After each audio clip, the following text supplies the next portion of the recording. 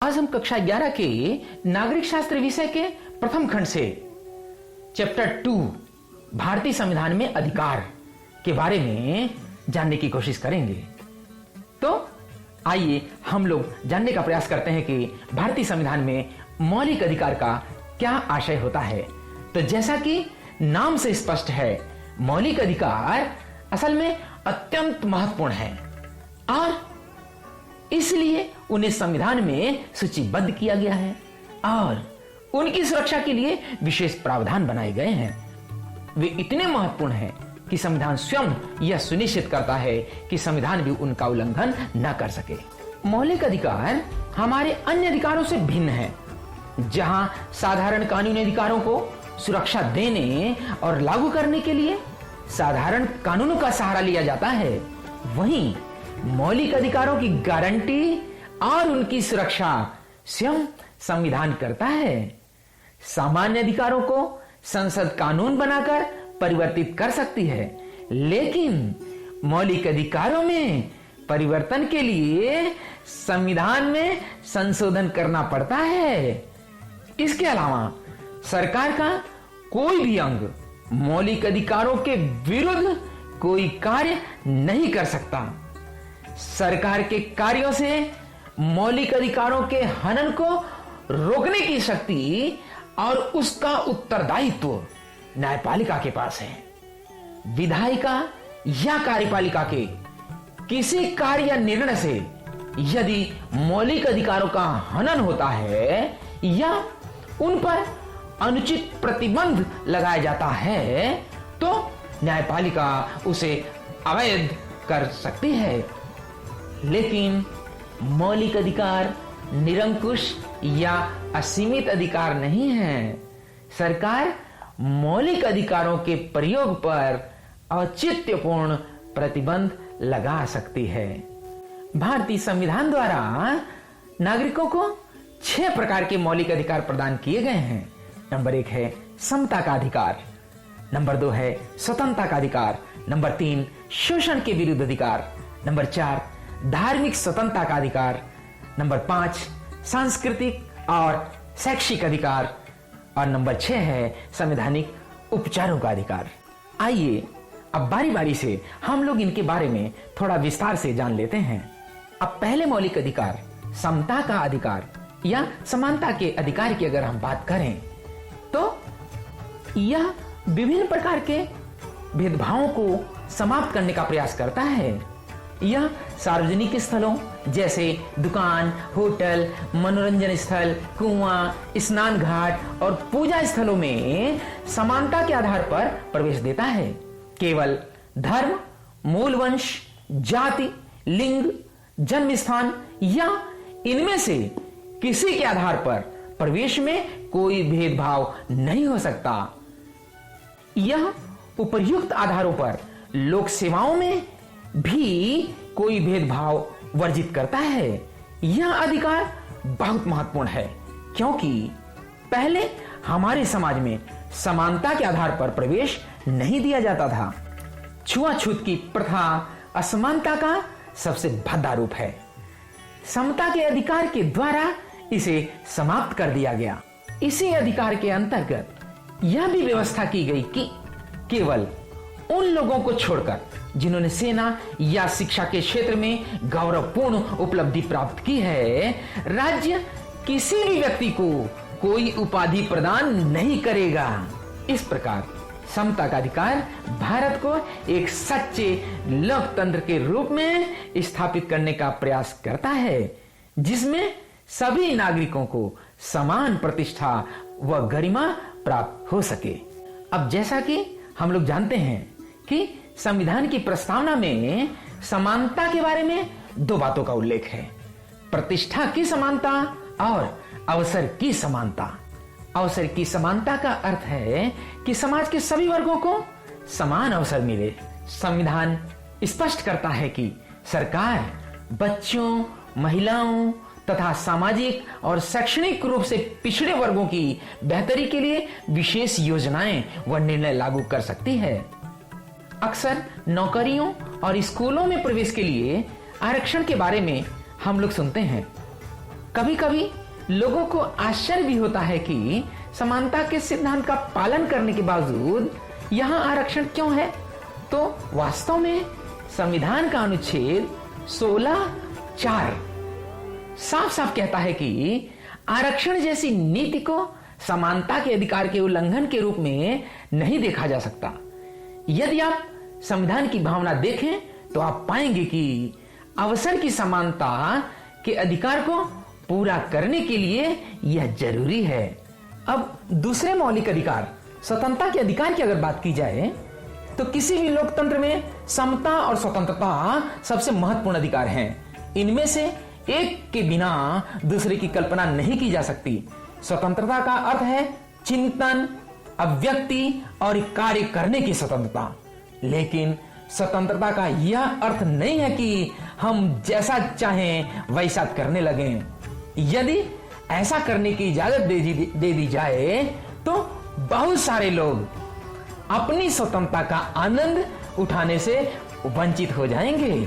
अतः स्वतंत्रता को इस प्रकार परिभाषित किया जाता है कि बिना किसी अन्य की स्वतंत्रता को नुकसान पहुंचाए और बिना कानून व्यवस्था को ठेस पहुंचाए प्रत्येक व्यक्ति अपनी अपनी स्वतंत्रता का आनंद ले सके। अब स्वतंत्रता के अधिकार में सबसे महत्वपूर्ण अधिकार की अगर हम बात करें तो जीवन और व्यक्तिगत स्वतंत्रता का अधिकार सबसे महत्वपूर्ण अधिकार है। किसी भी नागरिक को कानून द्वारा निर्धारित प्रक्रिया का पालन किए बिना उसके जीवन और व्यक्तिगत स्वतंत्रता से वंचित नहीं किया जा सकता। इसका अर्थ यह है कि किसी भी व्यक्ति को बिना कारण बताए गिरफ्तार नहीं किया जा सकता। गिरफ्तार किए जाने पर उस व्यक्ति को अपने पसंदीदा वकील के माध्यम से अपना बचाव करने का अधिकार है। इसके अलावा पुलिस के लिए यह आवश्यक है कि वह अभियुक्त को 24 घंटे के अंदर निकटतम न्यायाधीश के सामने पेश करे। न्यायाधीश ही इस बात का निर्णय करेगा कि गिरफ्तार किया गया व्यक्ति या गिरफ्तारी उचित है या नहीं। इस अधिकार द्वारा किसी व्यक्ति के जीवन को मनमाने ढंग से समाप्त करने की विरुद्ध ही गारंटी नहीं मिलती, बल्कि इसका दायरा और भी व्यापक है। सर्वोच्च न्यायालय के पिछले अनेक निर्णयों द्वारा इस अधिकार का दायरा बढ़ा है। सर्वोच्च न्यायालय के निर्णय के अनुसार इसमें शोषण से मुक्त और मानवीय गरिमापूर्ण जीवन जीने का अधिकार अंतर्निहित है। न्यायालय ने माना कि जीवन के अधिकार का अर्थ है कि व्यक्ति को आश्रय और आजीविका का भी अधिकार हो, क्योंकि इसके बिना कोई व्यक्ति जिंदा नहीं रह सकता। स्वतंत्रता के अधिकार के अंतर्गत ही अब हम अगर निवारक नजरबंदी की बात करें तो सामान्यतः किसी व्यक्ति को तब गिरफ्तार करते हैं जब उसने अपराध किया हो, पर इसके अपवाद भी हैं। कभी कभी किसी व्यक्ति को इस आशंका पर भी गिरफ्तार किया जा सकता है कि वह कोई गैरकानूनी कार्य करने वाला है और फिर उसे वर्णित प्रक्रिया का पालन किए बिना ही कुछ समय के लिए जेल भेजा जा सकता है। इसे ही निवारक नजरबंदी कहते हैं। इसका अर्थ यह हुआ कि यदि सरकार को लगे कि कोई व्यक्ति देश की कानून व्यवस्था या शांति और सुरक्षा के लिए खतरा बन सकता है तो वह उसे बंदी बना सकती है। लेकिन निवारक नजरबंदी अधिकतम 3 महीने के लिए ही हो सकती है। 3 महीने के बाद ऐसे मामले समीक्षा के लिए एक सलाहकार बोर्ड के समक्ष लाए जाते हैं। इसी प्रकार कुछ अन्य स्वतंत्रता के अधिकार की अगर हम बात करें तो वे प्राय निरंकुश नहीं हैं। इनमें से प्रत्येक के प्रयोग पर सरकार कुछ प्रतिबंध लगा सकती है, जैसे भाषण और अभिव्यक्ति की स्वतंत्रता पर कानून व्यवस्था, शांति और नैतिकता के आधार पर प्रतिबंध लगाए जा सकते हैं। सभा और सम्मेलन करने की स्वतंत्रता का प्रयोग करने पर यह शर्त है कि वह शांतिपूर्ण तथा बिना हथियार के हो। सरकार किसी क्षेत्र में 5 या 5 से अधिक लोगों की सभा पर प्रतिबंध लगा सकती है। प्रशासन इस शक्ति का आसानी से दुरुपयोग कर सकता है। वह सरकार के किसी कार्य या नीति के विरुद्ध जनता को न्यायोचित विरोध प्रदर्शन करने की अनुमति देने से मना कर सकता है। लेकिन जनता अपने अधिकारों के प्रति सजग और सतर्क हो और प्रशासन के ऐसे कार्यों का विरोध करे तो इसके दुरुपयोग की संभावना कम हो जाती है। अब इसी प्रकार आरोपी या अभियुक्त के अधिकार की अगर हम बात करें तो हमारा संविधान इसका भी प्रावधान करता है कि उन लोगों को भी पर्याप्त सुरक्षा मिले जिन पर विभिन्न अपराधों के आरोप हों।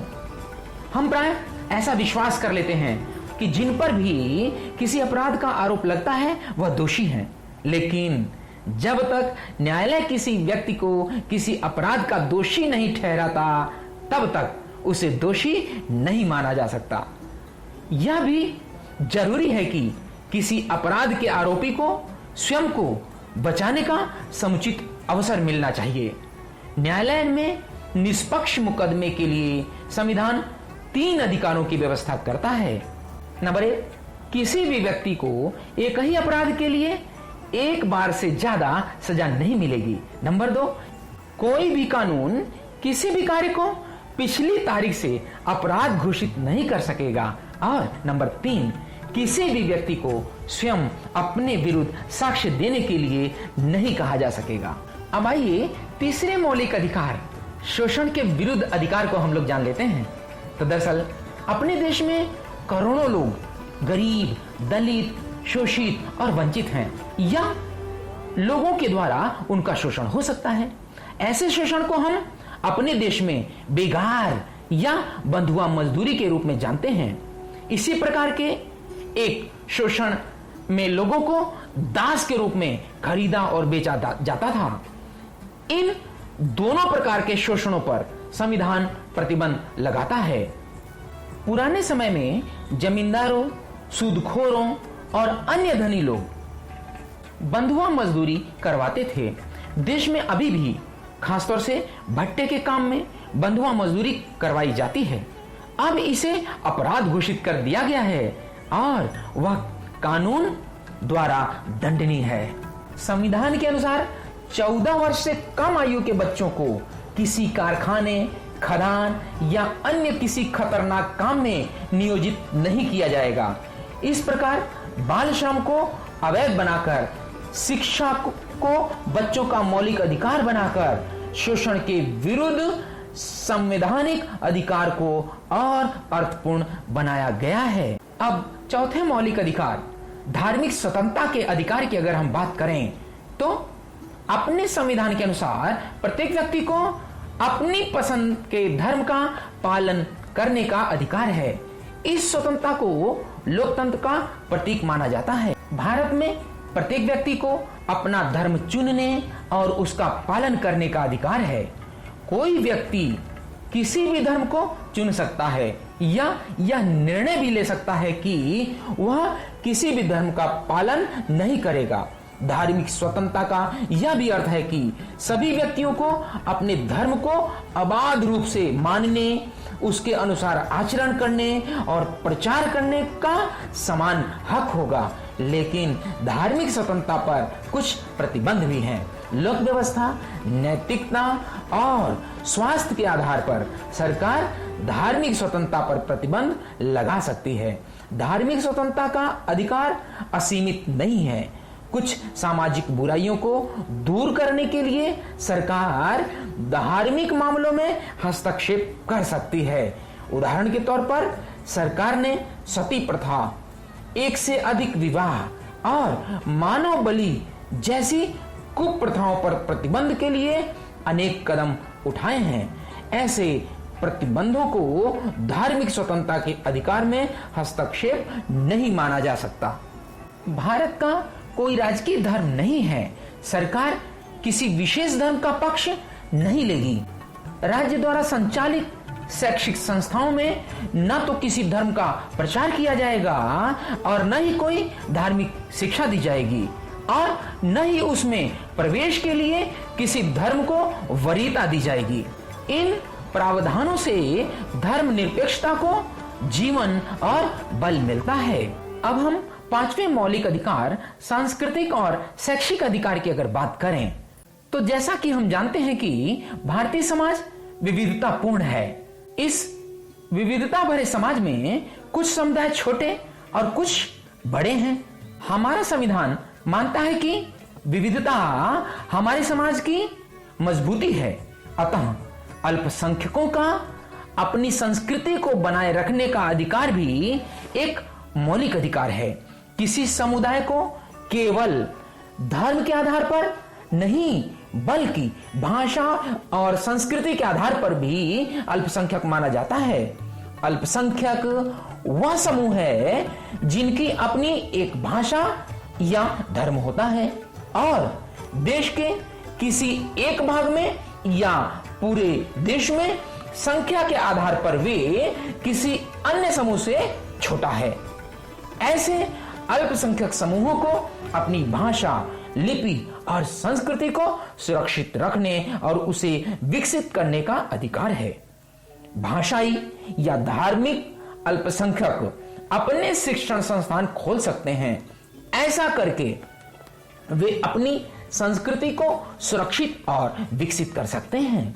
शिक्षण संस्थाओं को वित्तीय अनुदान देने के मामले में सरकार इस आधार पर भेदभाव नहीं करेगी कि उस शिक्षण संस्थान का प्रबंध किसी अल्पसंख्यक समुदाय के हाथ में है। अब आइए हम लोग छठवें और अंतिम मौलिक अधिकार संवैधानिक उपचारों के अधिकार की भी कुछ जानकारी कर लेते हैं। अब जैसा कि हम जान रहे हैं कि हमारे संविधान में मौलिक अधिकारों की सूची बड़ी आकर्षक है, लेकिन अधिकारों की विस्तृत सूची देना ही काफी नहीं है। कोई ऐसा तरीका होना चाहिए जिससे उन्हें व्यवहार में लाया जा सके और उल्लंघन होने पर अधिकारों की रक्षा की जा सके। संवैधानिक उपचारों का अधिकार वह साधन है जिसके द्वारा ऐसा किया जा सकता है। डॉक्टर अंबेडकर ने इस अधिकार को संविधान का हृदय और आत्मा की संज्ञा दी है। इसके अंतर्गत हर नागरिक को यह अधिकार प्राप्त है कि वह अपने मौलिक अधिकारों के उल्लंघन किए जाने पर सीधे उच्च न्यायालय या सर्वोच्च न्यायालय जा सकता है। सर्वोच्च न्यायालय या उच्च न्यायालय मौलिक अधिकारों को लागू करने के लिए सरकार को आदेश और निर्देश दे सकते हैं। न्यायालय कई प्रकार के विशेष आदेश जारी करते हैं जिन्हें प्रादेश या रिट कहते हैं, जैसे बंदी प्रत्यक्षीकरण, परमादेश, निषेधादेश, अधिकार परीक्षा और उत्प्रेषण रिट। आइए थोड़ा सा विस्तार से इनके बारे में हम लोग जानते हैं। बंदी प्रत्यक्षीकरण की बात करें अगर हम, तो बंदी प्रत्यक्षीकरण के द्वारा न्यायालय किसी गिरफ्तार व्यक्ति को न्यायालय के सामने प्रस्तुत करने का आदेश देता है। यदि गिरफ्तारी का तरीका या कारण गैरकानूनी या असंतोषजनक है तो न्यायालय गिरफ्तार व्यक्ति को छोड़ने का आदेश दे सकता है। अब परमादेश की बात करें तो दरअसल में यह आदेश तब जारी किया जाता है जब न्यायालय को लगता है कि कोई सार्वजनिक पदाधिकारी अपने कानूनी और संवैधानिक दायित्वों का पालन नहीं कर रहा है और इससे किसी व्यक्ति का मौलिक अधिकार प्रभावित हो रहा है। अब निषेध आदेश की बात करें तो दरअसल में जब कोई निचली अदालत अपने अधिकार क्षेत्र का अतिक्रमण करके किसी मुकदमे की सुनवाई करती है तो ऊपर की अदालतें यानी कि उच्च न्यायालय या सर्वोच्च न्यायालय उसे ऐसा करने से रोकने के लिए निषेध आदेश जारी करती हैं।